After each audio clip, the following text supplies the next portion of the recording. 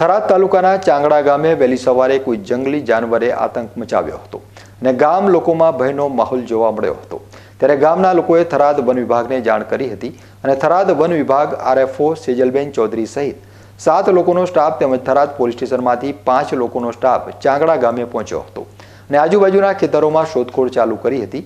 જે શોધખોળમાં કોઈ જંગલી જાનવર જોવા મળ્યું ન હતું, પરંતુ તેથી વન વિભાગ દ્વારા ડ્રોન કેમેરા દ્વારા તેનું રિસર્ચ કરવામાં આવ્યું હતું અને ખેતરની તપાસ કરવામાં આવી હતી। જેમાં આરએફઓ સેજલ ચૌધરીએ જણાવ્યું હતું કે અમે 6 થી 7 ખેતરો ડ્રોન કેમેરાથી તપાસ કરી છે અને અમારો સ્ટાફ કામગીરી કરી રહ્યો છે, પણ અમને જાનવર જોવા મળ્યું નથી। તેમજ સવારે 9 વાગ્યાની આજુબાજુ કોઈ મેઘપુરા ગામના બબાભાઈ કાળાભાઈ ઠાકોર પણ ત્યાં જાનવર જોવા આવ્યા હતા અને ખેતરમાં પહોંચ્યા હતા અને ખેતરમાં જોતા તેમની ઉપર જંગલી જાનવરે હુમલો કર્યો હતો અને પોતાને ધાનેરાની હોસ્પિટલમાં તાત્કાલિક ખસેડવામાં આવ્યા હતા।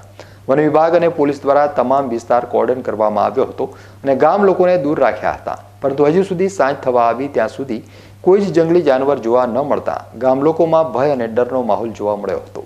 વન વિભાગ અને પોલીસ ત્યાં રાત્રિ રોકાણ પણ કરશે તેવું આરએફઓએ જણાવ્યું હતું।